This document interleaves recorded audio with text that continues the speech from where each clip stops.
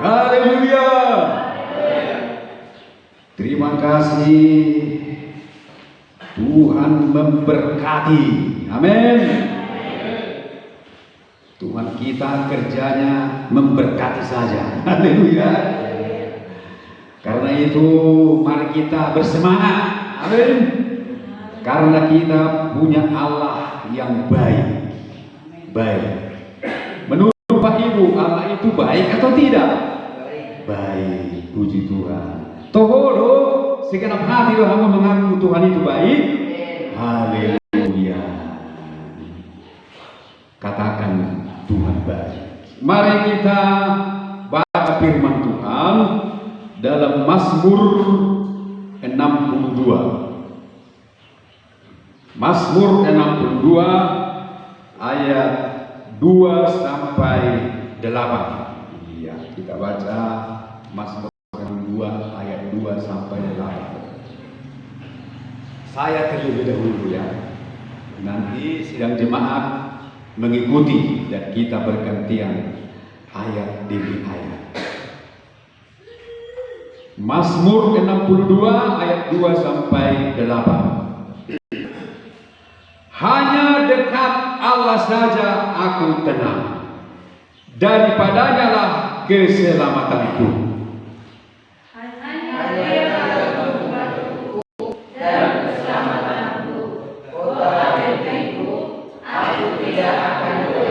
Berapa lamakah kamu hendak menyerbu seseorang, hendak meremukkan dia, hai kamu sekalian, seperti terhadap dinding yang miring, terhadap tembok yang hendak roboh?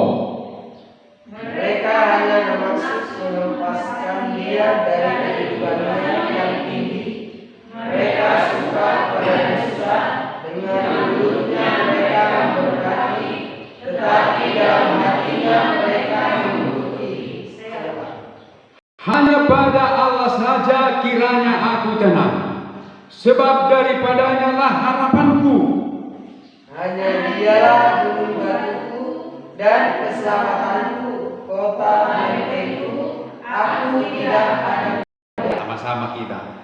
Pada Allah ada keselamatanku dan kemuliaanku, gunung batu kekuatanku, tempat perlindunganku, ialah Allah.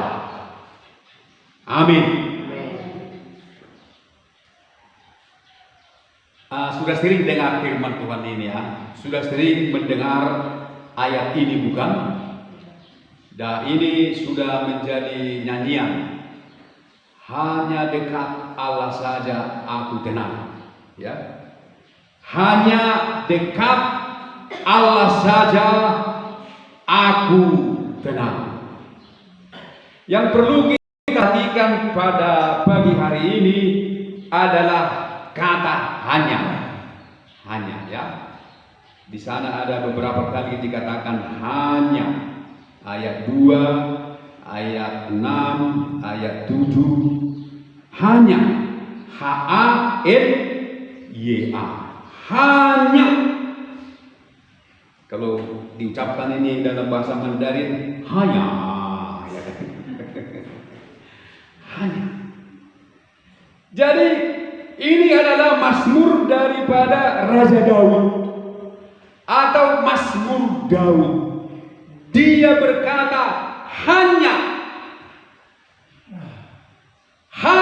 dekat Allah saja. Hanya Allah saja. Hanya dialah gunung batuku. Hanya dialah keselamatanku. Hanya pada dia saja aku tenang. Dialah harapanku. Kata pemazmur. Tidak ada yang lain. Satu-satunya Allah. Raja Daud ini luar biasa ya. Luar biasa. Dia bisa berharap terhadap Allah. Padahal dia tidak pernah melihat Allah. Tidak pernah. Siapa di antara kita yang sudah pernah melihat Tuhan? Tidak ada. Yang pernah melihat hantu siapa? Oh, mungkin ada. Tidak pernah dia melihat Tuhan, tetapi dia boleh berharap dan bersandar kepada Tuhan saja. Hatinya bisa betul-betul yakin bahwa keselamatan itu hanya ada pada Tuhan, tidak ada yang lain. Memang Bapak Ibu saudaraku sekalian, keselamatan itu hanya pada Tuhan. Itu adalah benar bahwa hanya Tuhan yang bisa menyelamatkan. Karena hanya Tuhanlah yang menciptakan. Semua kita ciptaan.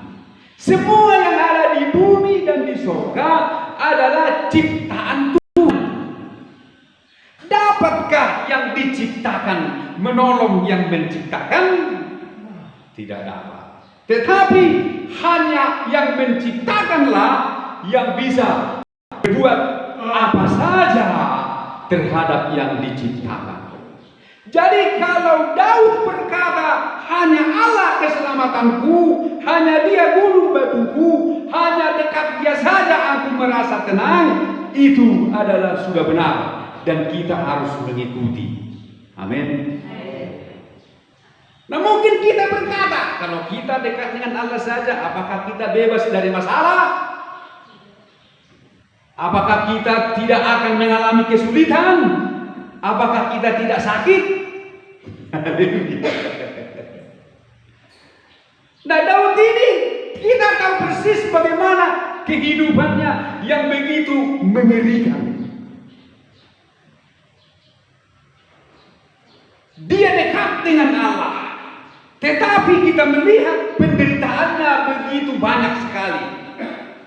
Penderitaannya banyak sekali. Dimulai dari sejak dia muda. Masih muda. Berusia belum lewat 20 tahun. Setelah dia diurapi menjadi raja. Dia mengalami banyak sekali persoalan. Persoalan bertubi-tubi. Bapak tahu bertubi-tubi? Bertubi-tubi. Kan bertubi ya deh sob. Tapi bertubi-tubi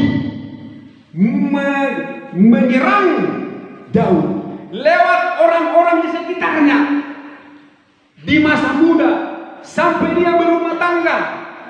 Masalah tidak pernah berhenti.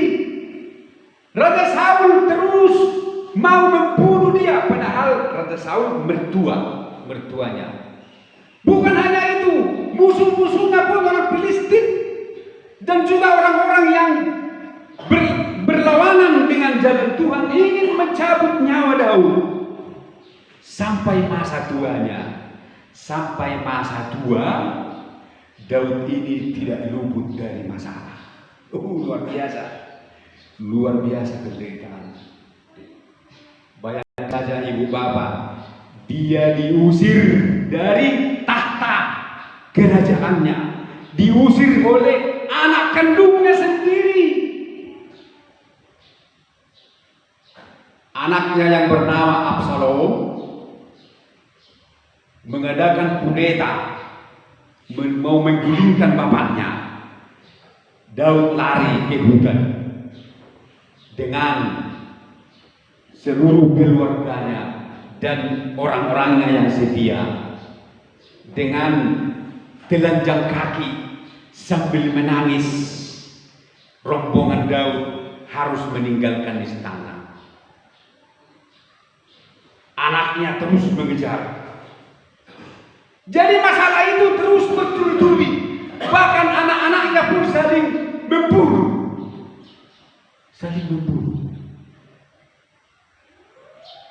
Dan sampai akhirnya anaknya pun akhirnya dibunuh.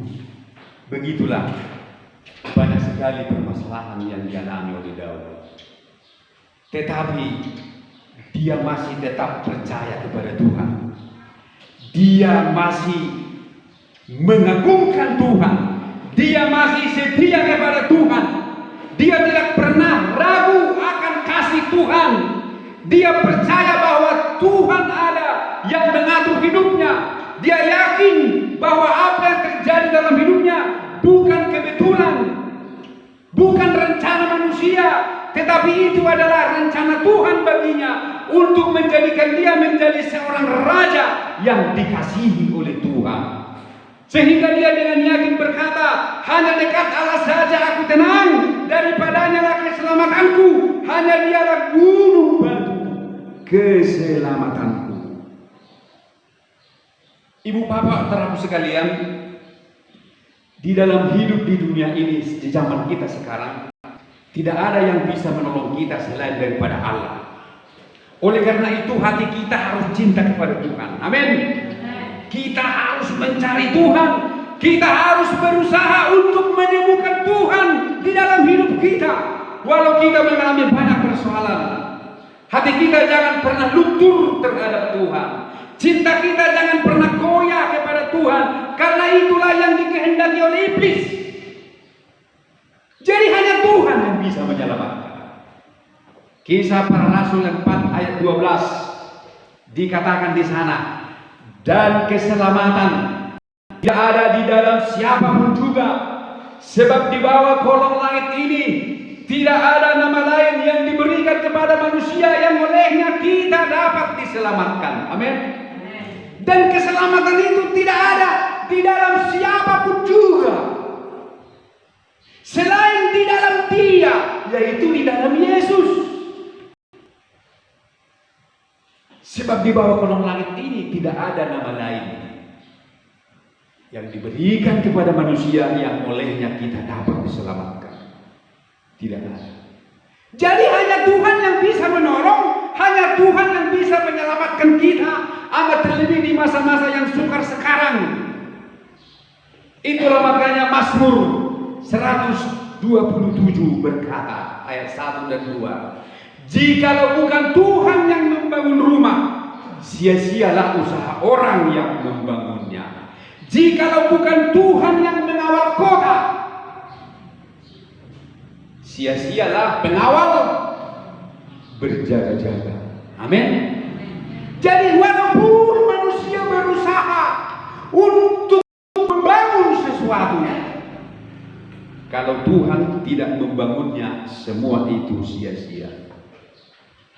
Walaupun manusia berusaha untuk menjaga dirinya, membentengi dirinya, mengawal dirinya, mengawal kota, mengawal rumahnya, mengawal semua seisi keluarganya, jikalau bukan Tuhan yang mengawalnya, sia-sialah kita atau pengawal berjaga-jaga. Amin, Ibu Bapak.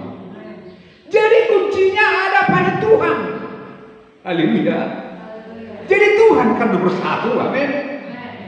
Jelas nanti Ibu baca berdalam lagi Mazmur 127 itu. Renungkan itu. Jikalau bukan Tuhan, sia-sia. Jikalau bukan Tuhan, sia-sia. Bukan berarti kita tidak bisa berusaha. Bukan berarti kita tidak bisa menjaga diri kita. Itu bisa, tetapi itu bukan nomor satu. Itu nomor dua. Nomor satu adalah Tuhan. Membangun atau usaha membangun atau usaha untuk mengawal kota atau usaha untuk mengawal menjaga diri sendiri itu adalah penting. Itu adalah harus, tetapi bukan itu yang terutama. Yang terutama adalah Tuhan. Itu nomor berikutnya. Haleluya. Ibu bapak percaya? Mungkin naruh kamu kurang posero jauh. Percaya kamu nah holongan jasa Tuhan. Haleluya. Percaya saja ma. Semua tidak di percaya saja. Percaya saja. Percaya yang beri kita menang. Percaya saja di dalam darahnya. Percaya yang beri kita menang. Jadi Daud ini dia betul-betul mengerti dan memahami Tuhan. Tetapi ingat ibu bapak saudaraku sekalian, ketetapan hati Daud ini tidak instan, tidak dengan sendirinya, tidak dengan tiba-tiba begitu kepada Tuhan. Ketetapan hatinya, sikap hatinya yang begitu hebat, yang menjadikan Tuhan gunung batu dan keselamatannya tidak terjadi dengan tiba-tiba.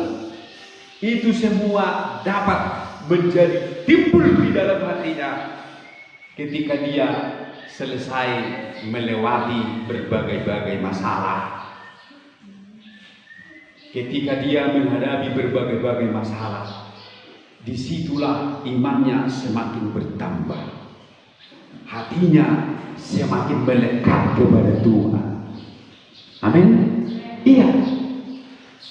Mungkin kalau dia mengalami berbagai-bagai persoalan hidup, imannya begitu-begitu saja dan tidak berhenti.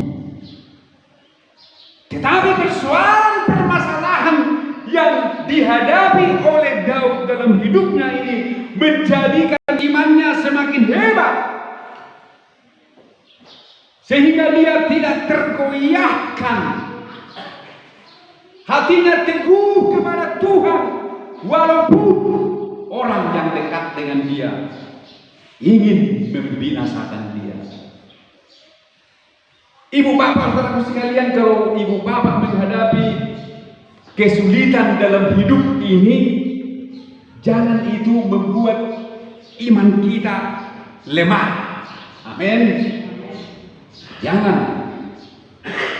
Tetapi mari kita menjadikan hambatan-hambatan itu untuk membuat kita lebih kuat di dalam Tuhan.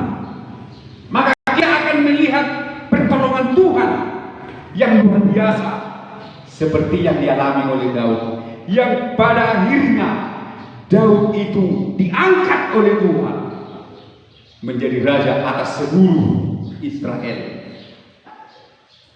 Daud itu artinya yang dikasihi. Daud menjadi orang yang sangat dikasihi Tuhan.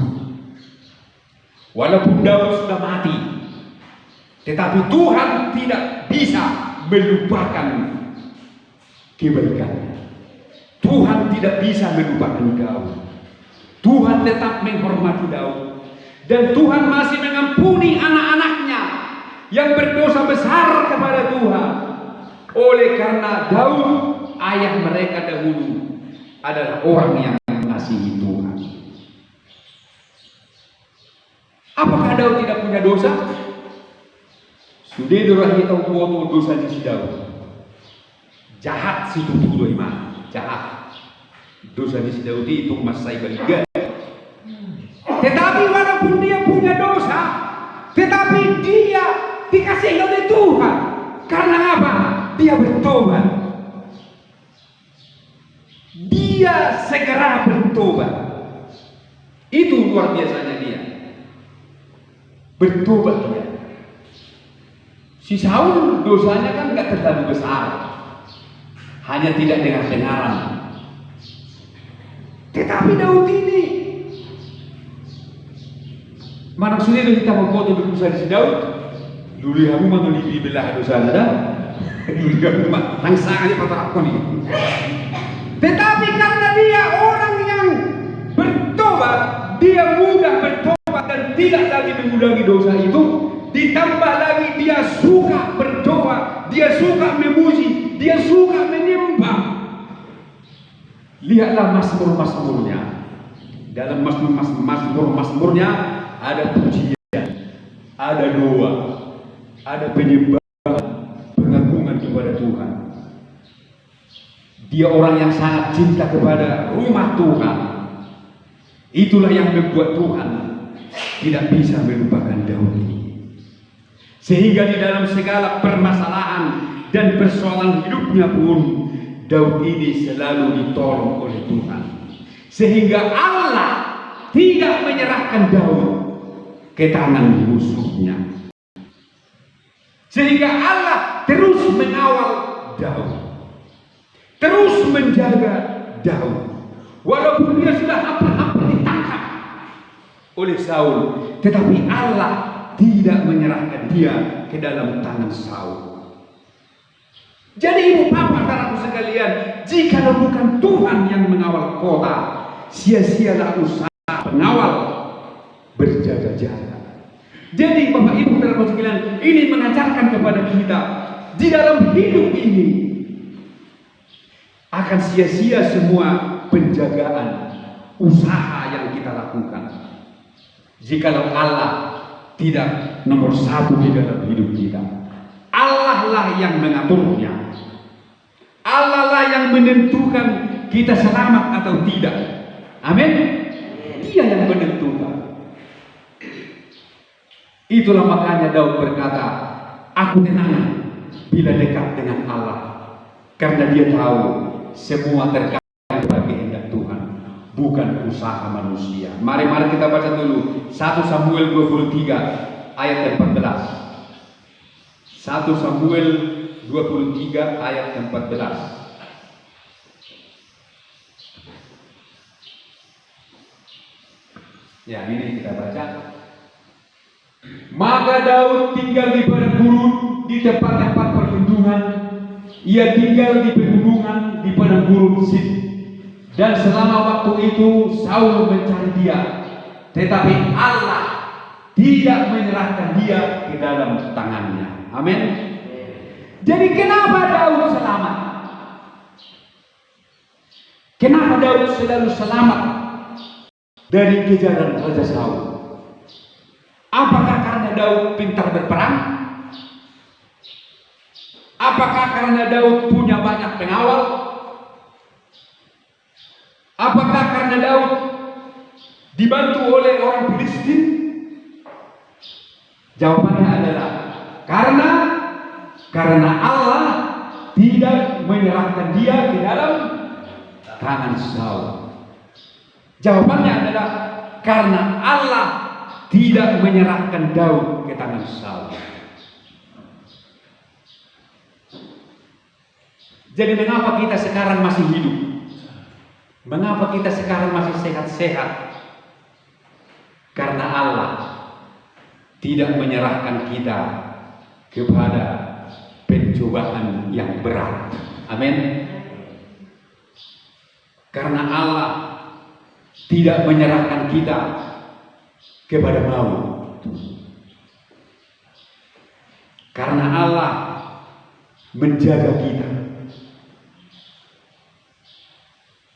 Mungkin ibu bapak berkata, ya dong permasalahan itu hadapi, ringan dong. Amin. Allah masih menyerahkan kita kepada yang ringan-ringan, belum kepada yang berat-berat, karena dia tahu kemampuan kita. Bukankah 1 Korintus 10 ayat 13 berkata, pencobaan yang kamu alami adalah pencobaan biasa, sebab Allah setia. Ia tidak akan membiarkan kamu dicobai melampaui kekuatan manusia. Dan pada waktu kamu dicobai, Ia akan memberikan kepadamu jalan keluar, sehingga kamu dapat menanggungnya. Biasa. Jadi kalau kita masih selamat-selamat sekarang, masih bernapas dengan lancar, karena Tuhan masih menjaga kita. Haleluya. Kalau kita tidak jatuh ke tangan musuh, musuh kita iblis, musuh kita maut, musuh kita sakit penyakit dan virus corona, kita masih bebas dari musuh-musuh kita, seperti Daud yang selamat dari tangan Saul, walaupun Saul mengejar-ngejarnya, karena Tuhan menjaga kita. Penjagaanmu, maskermu, cuci tanganmu, dan semua yang kau lakukan itu, bukan itu yang menjaga kamu, tapi Tuhan. Haleluya. Tuhan itu nomor 2. Orang bersembunyi di dalam lemari pun, kalau Tuhan tidak menjaganya, dia pasti putus. Bukan berarti kita tidak perlu pakai masker, pakai, itu wajib. Tetapi itu nomor 2, nomor 1 adalah Tuhan. Haleluya. Itu maksudnya. Artinya ibu bapak dan sekalian, bahwa di dalam kehidupan ini kita harus mengutamakan Tuhan. Hati kita harus bersandar dan berharap kepada Tuhan, karena Dialah penentu. Daud mengalami ketenangan bila dekat dengan Tuhan. Dia tidak diserahkan Tuhan ke tangan musuhnya. Dia tidak diserahkan Tuhan kepada maut. Karena apabila Daud diserahkan Tuhan kepada Saul, maka Daud pasti dibunuh, mati. Tetapi Tuhan menjaga. Ada-ada saja yang Tuhan lakukan untuk menjaga Daud. Ada-ada saja rencana Tuhan. Pada satu hari di padang gurun Zif, Daud sudah kejepit. Dia sudah terkurung. Pengkhianat-pengkhianat pun sudah mengkhianati dia dan melapor kepada Saul. Tetapi Daud dikejar, sudah mau ditangkap oleh Saul. Firman Tuhan berkata, dia sudah mau ditangkap dan akan segera ditangkap. Tetapi tiba-tiba ada orang memberi kabar kepada Saul, Raja, istana sedang dikepung oleh tentara Filistin. Kita harus pulang menyelamatkan istana. Maka Saul pun akhirnya mengundurkan diri mengejar Daud. Akhirnya mereka pulang dan membiarkan Daud selamat. Itulah sebabnya tempat itu disebut orang gunung keluputan. Jadi begitulah cara Tuhan menyelamatkan Daud. Begitulah cara Tuhan supaya Daud tidak jatuh ke tangan Saul. Jadi semua diatur dan ditentukan oleh Tuhan. Haleluya. Ibu bapak saudaraku sekalian, sangat mengerikan apabila Tuhan menyerahkan kita ke tangan iblis. Mengerikan sekali keadaan kita kalau Tuhan mengizinkan kita jatuh ke tangan iblis. Coba kita bayangkan cerita Ayub, si Job. Iblis berkata kepada Tuhan berkata kepada iblis, dari mana kau iblis? Iblis berkata, dari bereda-reda mengelilingi seluruh dunia. Tuhan berkata, kau lihat hambaku Ayub, kulihat dia saleh, dia beribadah, dia setia kepadamu. Dia setia, dia saleh, kepadamu karena dia yang kau berkati, kata iblis. Karena dia yang kau jaga, karena dia yang kau taruh pagar di sekelilingnya, maka dia baik-baik sama kau, kata iblis. Coba saja tidak kau pagari dia, pasti dia mengutukimu, kata iblis kepada Tuhan. Tapi Tuhan berkata, baiklah, kuserahkan dia ke dalam tanganmu. Begitu dia diserahkan ke dalam tangan iblis, apa yang terjadi, Bapak? Dengan sangat cepat, Ayub yang tadinya kaya raya menjadi miskin. Hartanya yang begitu banyak semua habis dimakan api, habis dirampok orang. Anak-anaknya pun mati semua, ditimpa bangunan yang roboh ketika sedang makan-makan di rumah anak yang paling sulung. Tidak lama ibu bapak, cepat sekali iblis bertindak. Karena iblis itu sangat benci kepada manusia. Tidak tunggu lama. Jadi di sini pelajaran bagi kita, kalau Tuhan menyerahkan kita ke tangan iblis, kalau Tuhan mengizinkan iblis menyentuh kita, tidak lama semua akan habis yang kita miliki. Jadi kalau sekarang masih aman, medok pola dengan Tuhan. Amin. Itu. Lihatlah keadaan Ayub. Begitu Tuhan bilang, baiklah, kuserahkan dia ke dalam tanganmu, tapi jangan ambil nyawanya. Langsung iblis bekerja dengan cepat. Dia langsung bekerja cekatan. Cekatan dia. Hidup Ayub pun akhirnya menderita sekali. Lalu dia melapor lagi sama Tuhan. Tuhan, dari mana kau iblis? Kata Tuhan lagi. Biasalah Tuhan mengelilingi dunia. Kau lihat hambaku Ayub? Ya aku lihat Tuhan, memang dia setia sama kau. Walaupun sudah buat dia miskin. Tapi coba saja kau cobai dia dengan penyakit, katanya. Oke, lakukan, kata Tuhan lagi. Tuhan izinkan lagi, lakukan, kata Tuhan. Begitu diizinkan, dalam waktu singkat Ayub menjadi sakit. Seluruh badannya busuk, berair, meleleh, nanah-nanah, sampai hitam. Tidak bisa lagi tidur di kasur.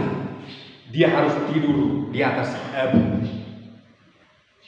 Dia menggaruk-garuk dengan beling kulitnya yang gatal itu. Wajahnya pun sudah tak karu-karuan lagi. Sampai istrinya pun berkata, kutukilah Allahmu, katanya. Tapi Ayub berkata, jangan gitulah. Masa kita hanya menerima yang baik saja dari Tuhan? Sekali-sekali yang jelek boleh dong, katanya. Langsung dia menderita ibu bapak. Ketika kapan? Ketika Tuhan tidak menjaga dia lagi. Jadi mengapa kita sekarang aman? Karena Tuhan masih menjaga kita. Amin. Karena Tuhan masih menjaga kita. Sempat Tuhan bilang, terus si golis Tuhan, aduh kuwering pasti gulu ibarat gajah kan. Aku miring sok na jingar mana kan. Roh Tuhan, gue mau tikin lah kan. Nanti Tuhanmu kalau dia sok ni dalam sekitar mana pasti boleh tanggal dengan dia benar. Amin. Alai inna Tuhan. Unang jo tapai ma masuk naik. Burjuna main lah kan. Dijaga. Oti-oti bebele anak acik jadi kan. Tuhan jaga. Semua tergantung kepada Tuhan. Yang kedua lagi kita melihat ketika setan-setan ada pada orang gerasa. Orang gerasa ini kan dirasuk setan. Legion, ya banyak setan dalam hidupnya. Dan setan-setan itu mau diusir oleh Yesus. Mau diusir oleh Yesus dari dia.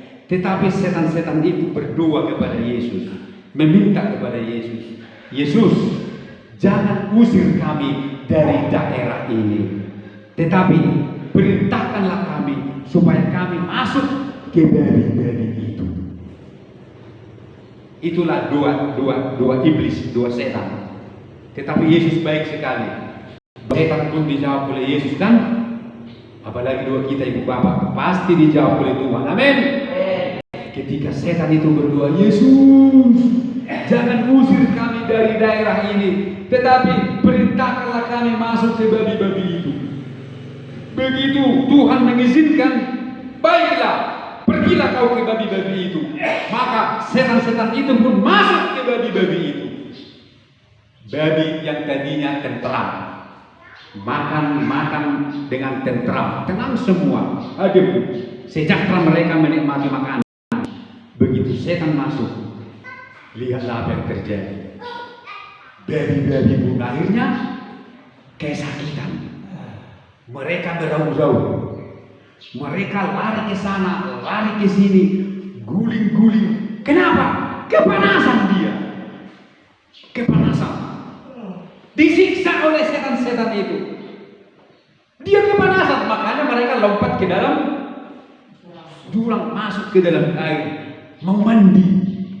Karena setan sudah membuat badan mereka panas.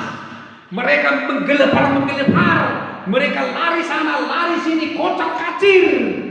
Sampai akhirnya mereka babi kok mereka. Babi melihat ada air, panas pikirnya, langsung mereka lompat ke air dan mati di sana. Ini gambaran pelajaran jikalau Tuhan menyerahkan kita ke tangan iblis, betapa mengerikan keadaan kita, betapa kita harus menjerit-jerit, dan kita sangat menderita dan kesakitan. Tetapi Tuhan kita baik, walaupun kita banyak dosa, banyak pelanggaran, tapi Tuhan masih menjaga kita. Dia tetap mengasihi kita, menunggu kita, kapan kita betul-betul mengasihi Dia. Amin ibu bapak. Karena itu bersyukur, berterima kasihlah kepada Tuhan. Tuhan masih mengasihi kita. Karena itu mari kita dekatkan diri kita kepada Tuhan. Bapak ibu saudaraku sekalian, Daud ini akhirnya makin lama makin kuat. Sementara Saul yang membenci dan memusuhi dia makin lama makin lemah. Kita melihat dalam 2 Samuel 3 ayat 1. 2 Samuel 3 ayat 1. Ya, ditayangkan supaya saya baca. 2 Samuel 3 ayat 1. Permusuhan antara, peperangan antara keluarga Saul dan keluarga Daud berlarut-larut. Daud kian lama kian kuat, sedang keluarga Saul kian lama kian lemah. Amin. Kenapa Saul kian lama kian lemah? Karena Saul ini memiliki iri hati, memiliki kebencian. Amsal 14 ayat 30 berkata, Amsal 14 ayat 30 berkata, hati yang tenang menyegarkan tubuh, tetapi iri hati membusukkan tulang. Kalau kita iri hati, maka tulang-tulang kita busuk. Kalau tulang sudah busuk, tulang tidak bisa lagi menopang tubuh, maka tubuh tidak bisa lagi berdiri. Tubuh akan lemah dan akhirnya jatuh tergeletak karena tulang-tulangnya sudah busuk. Begitulah orang yang sakit rohani, maka dia kian lama akan kian lemah karena dia iri hati kepada Daud. Dia benci kepada Daud, padahal Daud melakukan perang Tuhan. Coba ibu bapak bayangkan, bukankah Daud yang mengalahkan Goliat, yang selalu membuat orang Israel ketakutan? Goliat yang selalu menghina Tuhan Allah yang Maha Kuasa. Tetapi itu dikalahkan oleh Daud, dihancurkan oleh Daud.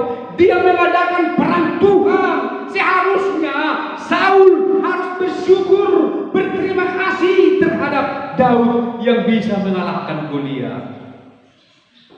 Tetapi justru Saul sakit hati, Saul benci, Saul iri, Saul dendam dan ingin membinasakan Daud.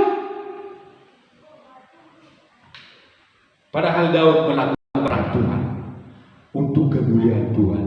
Itulah yang menyebabkan Daud, Saul kian lama kian lemah. Tetapi lihatlah Daud. Daud kian lama kian kuat karena dia menyerahkan seluruh hidupnya kepada Tuhan. Dia percaya bahwa semua yang terjadi dalam hidupnya adalah atas kehendak Tuhan. Amin. Dia bersembunyi kepada Tuhan. Dia kian lama kian kuat karena dia bersembunyi di hadirat Tuhan ketika persoalan dan penderitaan datang. Mazmur 84 ayat 8.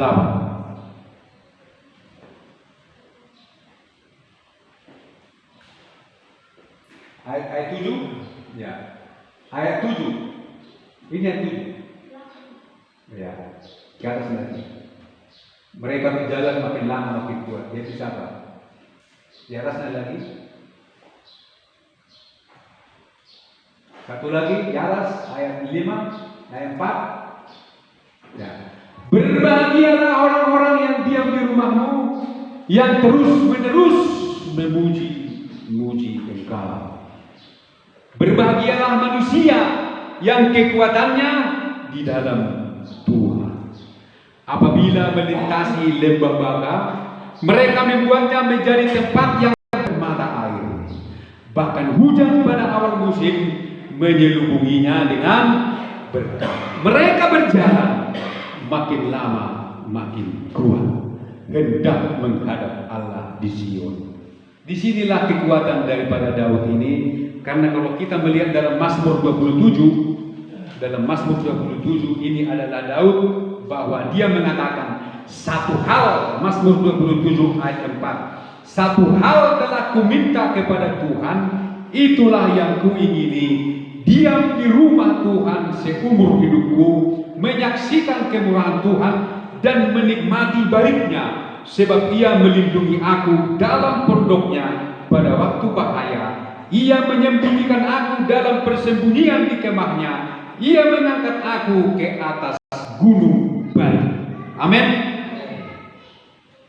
Dia makin lama makin kuat karena Tuhan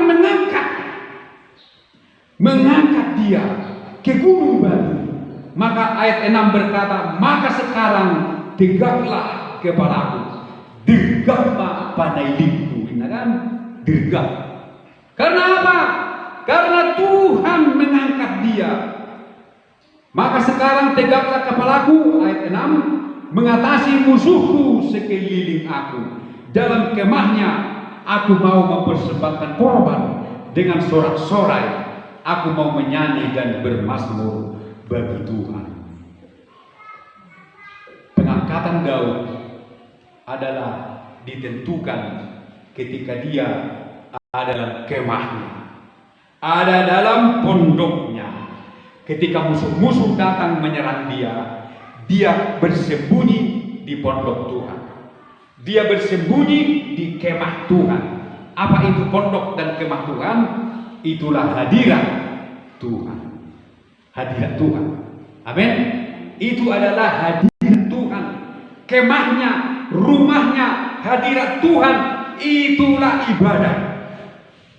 Karena Tuhan hadir di tempat kediamannya. Itulah makanya minggu lalu saya katakan Tuhan memerintahkan kepada Musa supaya Musa mendirikan tempat kediaman supaya Tuhan ada di tengah-tengah mereka. Jadi mari ibu bapak saudaraku sekalian, di mana kita merasa tenang dalam hidup ini? Mari kita merasa tenang bila dekat dengan Allah. Merasa tenang bila kita beribadah kepada Tuhan. Disitulah kekuatan dan ketenangan kita. Haleluya. Mari kita bangkit berdiri. Kita menyanyi. Hatiku percaya, saat ku tak melihat jalanmu, saat ku tak mengerti rencanamu. Haleluya. Terima kasih Tuhan. Kami percaya kepada Tuhan. Tuhan ada di bumi dan di sorga.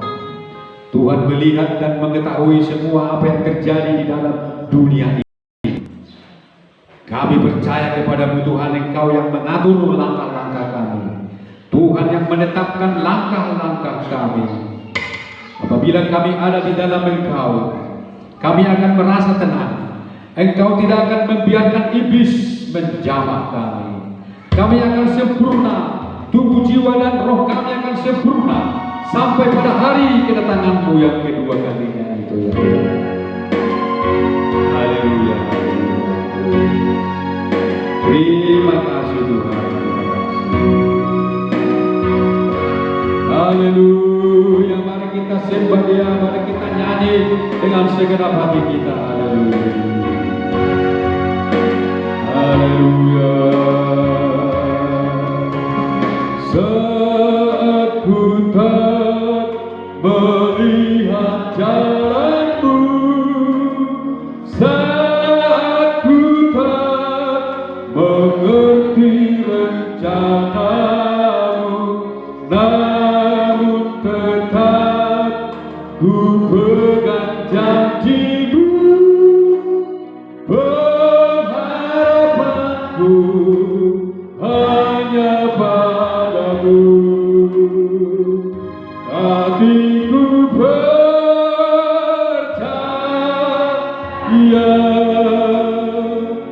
hatiku percaya,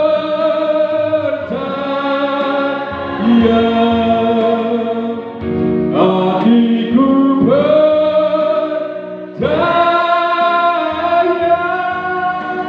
selalu ku percaya. Haleluya, haleluya, tolong diatur dulu. Haleluya, haleluya, haleluya. Terima kasih Tuhan. Haleluya, haleluya, haleluya. Terima kasih. Mari kita akan nyanyi burungnya dinaikkan musiknya ya. Haleluya.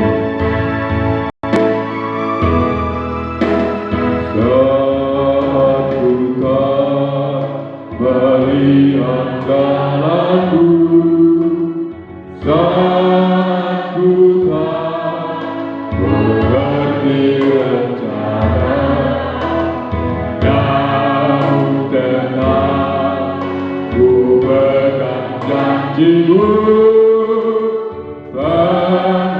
Pengharapanku hanya padamu. Hatiku percaya, hatiku percaya,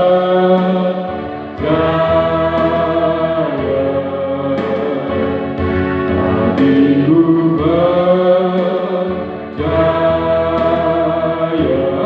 hatiku percaya.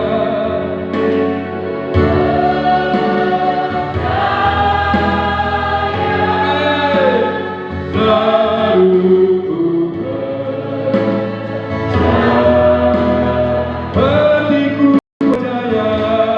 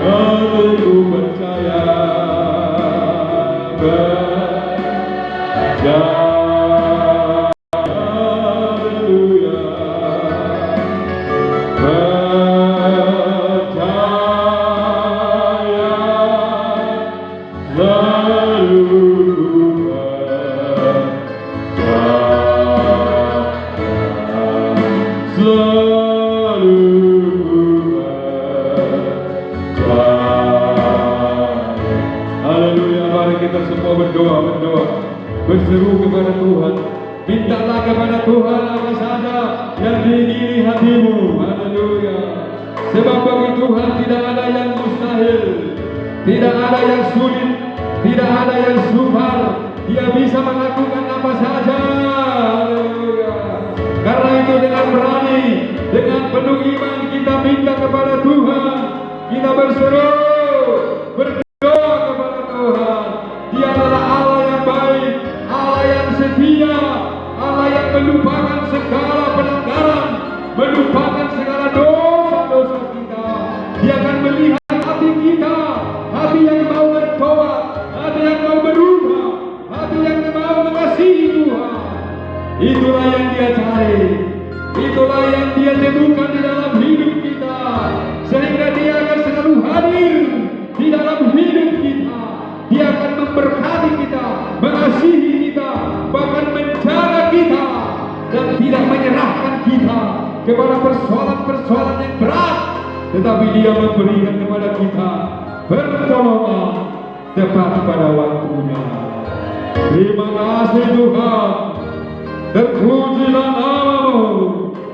Kami berterima kasih untuk kasih setia-Mu di dalam hidup kami. Kami sudah mendengarkan firman-Mu. Hanya Engkau-lah yang dapat menyelamatkan. Hanya Engkau-lah gunung batu keselamatan kota benteng kami. Hanya dekat padamu saja kami akan merasakan ketenangan. Biarlah kiranya firman-Mu ini memberikan kami kekuatan, mendorong kami, sehingga kami mau bertekad untuk mengasihi Tuhan, untuk mencari Tuhan dengan segenap hati kami, dengan segenap kekuatan, dan dengan segenap jiwa. Terima kasih Bapa di dalam sorga. Inilah doa kami. Allah Roh Kudus menyempurnakan firman-Mu, pemberitaan firman-Mu pada siang hari ini, sehingga kami semua dapat mengerti dan dapat melakukannya. Terima kasih Bapa. Dalam nama Tuhan Yesus Kristus kami berdoa. Haleluya, haleluya. Amin. Silakan duduk Bapak Ibu. Kita kumpulkan persembahan kita yang kedua untuk kas gereja. Kita menyanyi hanya dekat Allah saja aku tenang. Dikeluarkan kan.